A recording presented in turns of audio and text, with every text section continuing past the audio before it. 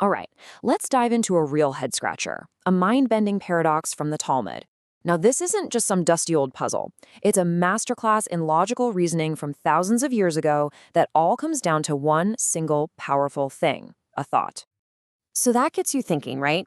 Can a person's private intention, something that happens only inside their head, actually create a situation that breaks the laws of logic itself? To even start to unpack that, we first need to get our heads around two key concepts from the ancient temple in Jerusalem. First up, a word you gotta know. Pigul. Picture this. A priest is in the middle of a sacred offering. Everything is going perfectly. But then, for just a second, he thinks, you know what? I'm gonna eat this later, after the time limit. And boom. Just that thought, that one thought completely ruins the whole thing. It becomes pigul, spiritually worthless, even if every physical action was flawless. Okay, so a ruined offering. What's the big deal? Well, that's where our second term comes in, karet. If someone then goes and eats that pigul offering, they face karet, which is a very severe spiritual punishment. So the stakes here are crazy high. A wrong thought makes the offering invalid, and eating that invalid offering is a huge deal. Simple enough, right? Well, this is where the rabbit hole goes deep. This is where the logic gets so tangled and so fascinating. The ancient sages, in studying these rules, found a fundamental paradox, a logical knot. And it's centered on the most important offerings of the entire year, the ones for Yom Kippur, the Day of Atonement. So the whole thing kicks off with a ruling from a sage named Rabbi Meir. He says, look, if the high priest has that improper thought during a key moment of the Yom Kippur service, the offering becomes pigul, and the karet penalty is on the table. Seems pretty straightforward, right? But, and this is a huge but, there's a catch. And here it is, the catch. There's this foundational rule, kind of like the operating system for the entire temple service. For an offering to even exist in a legal sense, whether it ends up being valid or invalid, every single one of its essential steps has to be completed. If you miss a step, it's not a failed offering, it's a non-event. It just didn't happen. So, what are these essential steps we're talking about? Well, for the Yom Kippur offering, it's a whole sequence. We're talking about multiple, absolutely required presentations of blood, first inside the Holy of Holies, then again out in the main sanctuary, and a few others. Each one is mandatory. You can't skip a single one. And here, right here, is where the logic just ties itself in a knot. Are you seeing it yet? On the one hand, to get pigul, you have to successfully complete all the steps. But on the other hand, the very thought that causes pigul also invalidates the step it happens in. The Talmud has this incredible, vivid way of putting it.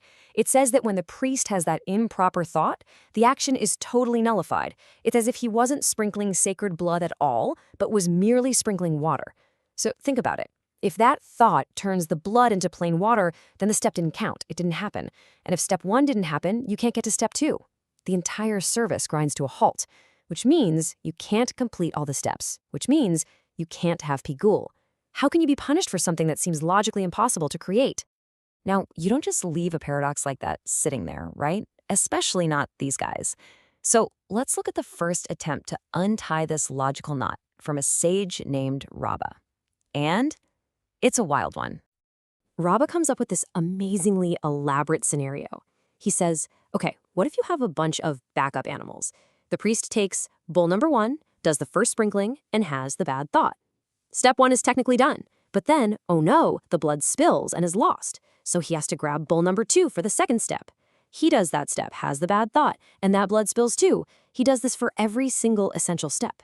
In this insane chain of events, each step is technically completed before something goes wrong, allowing the entire service to be considered done, which then allows the pigul to take effect. It's a logistical masterpiece designed to solve a logical problem. But, another sage, Rava, looked at this whole multi-bowl situation and was probably like, come on, there has to be a simpler way. And his solution is less about logistics and more about, changing how you define the problem in the first place. Rava's big idea is this. A single action can actually do 2 different things at the same time. It can be considered effective for one reason, while also being completely ineffective for another. It can succeed in one legal sense while failing in another, all at the same moment. So let's apply this. That moment, the priest sprinkles the blood with the improper thought, Question 1, is that action effective in making the offering acceptable? Rava says, absolutely not. No way, it fails.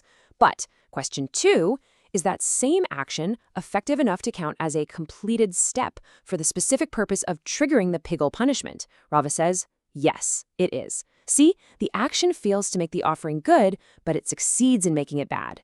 It's a brilliant philosophical solution that doesn't require a whole herd of bulls. And just to show you how deep these guys went, the text takes this fascinating little detour.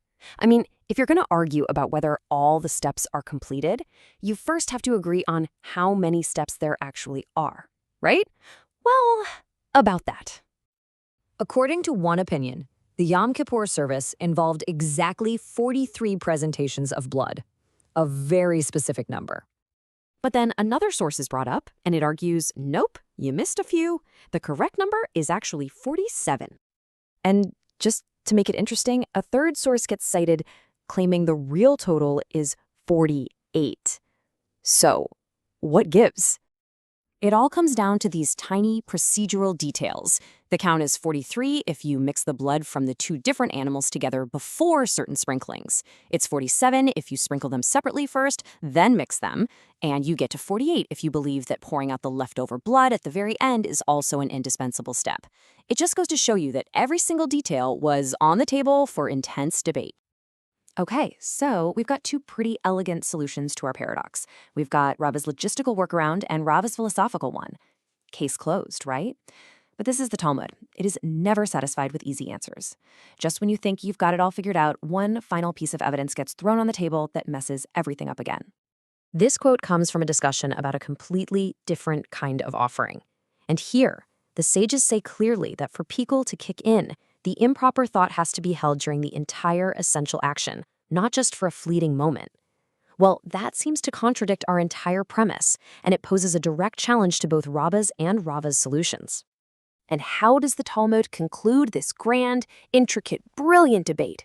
With a single Aramaic word, kasha. It means it remains a difficulty. That's it. No final answer.